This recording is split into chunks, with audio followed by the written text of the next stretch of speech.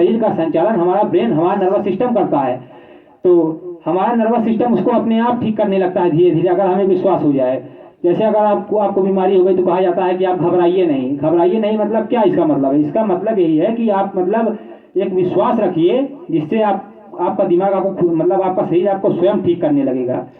और जो पूंजीवादी व्यवस्था वाली बात थी कि पूंजीवाद का सीधा सीधा मतलब ये होता है कि जो हमारे देश में पैसा है जो है, वो सारा पैसा किसी एक आदमी के पास जाता जाए। जैसे कोई एक बड़ी कंपनी खुल गई, तो पूंजीवाद का मतलब ये है कि जनता का जितना पैसा है वो एक ही आदमी के पास जाता चला जाएगा, आप सिर्फ उस कंपनी के नौकर बनकर रह जाएंगे।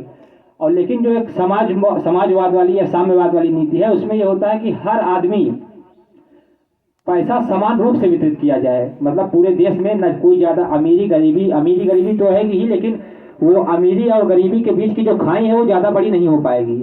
जैसे आज के समय हो चुका है कि कोई जैसे मुकेश अंबानी लोग बहुत अमीर हैं, ऐसे लोग होते चले जा रहे हैं और गरीब होता चला जा रहा है। तो बाबा की ये सोच थी कि मतलब पेशेंट को किसी प्रकार से बस उसको संतुष्ट किया जाए, उसे ठीक किया जाए। आज समाज में ऐसे ही डॉक्टरों की जरूरत है कि जो आपसे मरीज से बात कर सकें जो है। तो यही कुछ बातें हैं जो कहना चाहेंगे। और एक बात ये भी है कि आज के समय जब कोई आदमी अपने आप को कहता है कि हम वैज्ञानिक सोच वाले हैं, हम तर्कशील सोच वाले हैं और हम पाखंड को नहीं मानते, धर्म को नहीं मानते, लोग ऐसे कहते हैं और वो आदमी वैज्ञानिक सोच वाला होता है।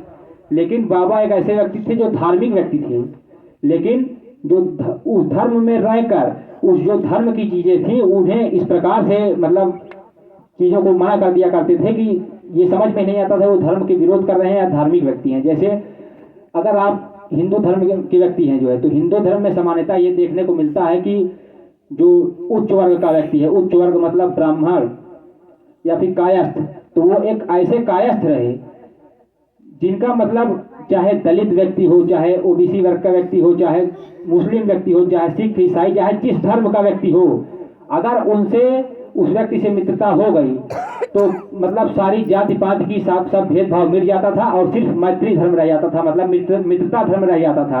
वो चाहे दलित व्यक्ति हो, चाहे मुसलमान व्यक्ति हो, चाहे जो व्यक्ति हो, उनके घर वो भोजन किया करते थे और उस व्यक्ति को भी अपने घर भोजन कराया करते थे। मतलब जातिवाद नहीं था जो है उसमें।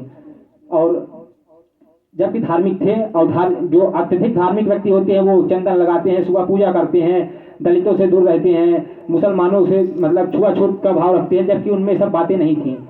और आज के समय जो लोग जातिवाद का विरोध करते हैं या मतलब समानता को सीख देते हैं, वो लोग ऐसे व्यक्ति हैं जो मतलब एक अलग मार्ग पर चलते हुए, एक वैज्ञानिक विचारधारा की ओर चलते हुए लोग रहते हैं। जबकि वो एक ऐसे व्यक्ति थे कि वो उसी धर्म में रहकर उन्हीं धर्म की बुराइयों को मिटाया करते थे।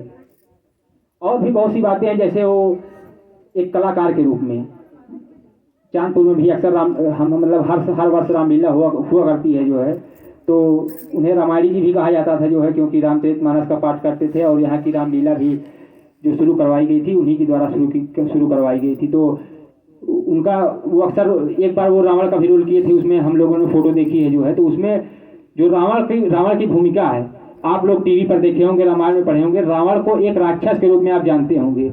लेकिन बाबा का ये रहा है कि उस रामायण को जो रावण वाला पात्र था, मतलब जो रावण का वो चरित्र था, उसका जो पात्र था, उसे इस ढंग से प्रस्तुत किया गया कि मतलब एक रावण को श्रेष्ठ विद्वान के रूप में बताया गया, एक मतलब श्रेष्ठ व्यक्ति के रूप में साबित कर दिया गया मंच पर। और आज भी चांदपुर में वही रामलीला होती है, रावण के पात्र को उसी तरीके से देखा जाता है, एक राक्षस के रूप में। मतलब अंत में तो मरता रावण ही है, सब काम होता ही उसका, लेकिन एक जो उसको सम्मान दिया जाता है एक प्रकार से, वो उन्हीं के द्वारा दिया गया है। जबकि आप टीवी में देखेंगे तो धनुष यज्ञ के समय भी रावण को एक ऐसा व्यक्ति दिखाया जाता है कि जो घोर विरोधी व्यक्ति है, जबकि वो किसी पात्र को मतलब अपनी क्रिएटिविटी से उस चीज को बदल दिया करते थे।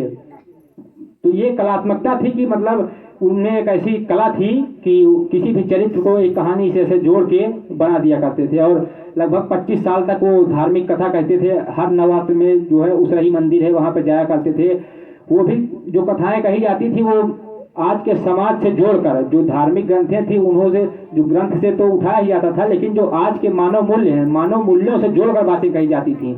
हमने भी सुना है बहुत बार। और एक बात और जो कि वो कंब रामायण दशरथ जातक, इन सभी मतलब कोई एक नहीं कि आदमी रामचरितमानस ही पढ़ लिया तो उसी चीज को बखान कर रहा है। हर एक जगह से, हर एक ग्रंथों से किताब, चाहे कुरान हो चाहे बाइबल हो, मतलब उठाकर ऐसा जोड़ तोड़ कर पेश किया जाता था कि आज के मतलब उसमें कोई बुराई भी नजर ना आए और आदमी प्रभावित भी हो जाए, मतलब अच्छी सीख दी जाए। तो यही सब कुछ बातें हैं जो है, और तो कोई, और आप सब जानते ही हैं और यहाँ बताया भी गया है। इसके साथ साथ धन्यवाद।